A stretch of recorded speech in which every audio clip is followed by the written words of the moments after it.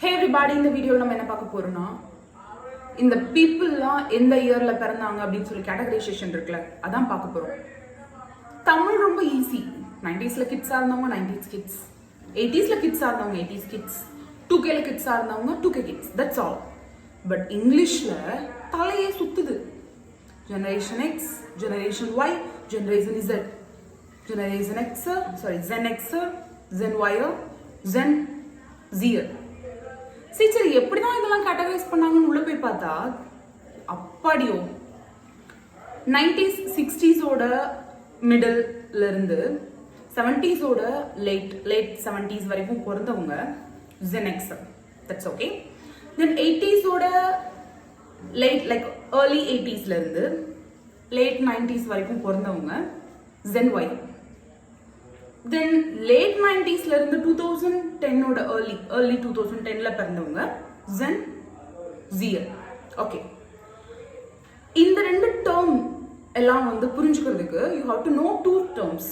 ஒன்று வந்து ஜூமர், இன்னொன்று பூமர். ஜூமர்னா Gen Z. ஸோ யாரெல்லாம் வந்து ஜெனரேஷன் எக்ஸோ அவங்களாம் ஜூமர். பூமர்ன்ற வார்த்தை லைக் அதை பற்றி நீங்கள் தெரிஞ்சுக்கணும் அப்படின்னா பேபி பூம் அப்படின்னா என்னன்னு தெரிஞ்சுக்கணும். பேபி பூம்னா செகண்ட் வேர்ல்ட் வார், அதுல இருந்து end of the second world war period, அதுல இருந்து 1964 வரைக்கும் இருக்கிற பீரியட்ல பிறந்தவங்க எல்லாரும் பூமர்ஸ். பேபி பூம் அப்பதான் நடந்துச்சு. அப்போ நிறைய குழந்தைங்க பிறந்தாங்க.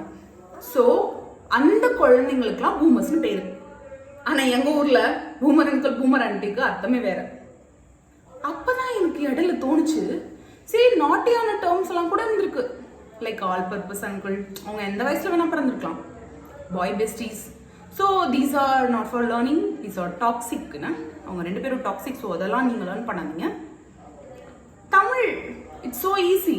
என்ன இங்கிலீஷில் நான் இதை தெரிஞ்சுக்கிட்டு பூமர்னா என்ன, ஜூமர்னா என்ன, ஐயோ அதில் வேற அடுத்து ஜெனரேஷன் ஆல்ஃபா, ஜெனரேஷன் பீட்டா வேற வருது. இவங்கெல்லாம் யாருன்னு தெரிஞ்சா எனக்கு கீழே கமெண்ட் பண்ணுங்க. அண்ட் நான் வந்து தமிழே ஃபாலோ பண்ணுறேன். எனக்கு அது ரொம்ப ஈஸியாக இருக்குது. ஏன்னா it's so easy. 90s kids, 2K kids. ஏன்னா அதுலேயும் பஞ்சாயத்து ஓடிட்டு இருக்கேன். 90sல கிட்ஸாக இருந்தவங்க 90s கிட்ஸ் தானே. அப்போ நான் 1995ல பிறந்திருக்கேன். எனக்கு 1994ல ஒரு 4 ஏஜ்னா நான் அப்போ கிட்ட தானே இருந்தேன். அப்போ நான் 90s கிட்ஸ் தானே. யாரும் ஏற்றுக்க மாட்டாங்க. நான் 90s கிட்ஸா 2K கிட்ஸா? பஞ்சாயத்தை தீட்டு வை மாட்டியா? ஓகே, நாளைக்கு ஒரு இன்ட்ரெஸ்டிங்கான டாபிக்ல பார்க்கலாம். இது இன்ட்ரெஸ்டிங்காக இருந்துச்சான்னு தெரியல, பட் இதை நம்ம தெரிஞ்சுக்கணும். பாய்.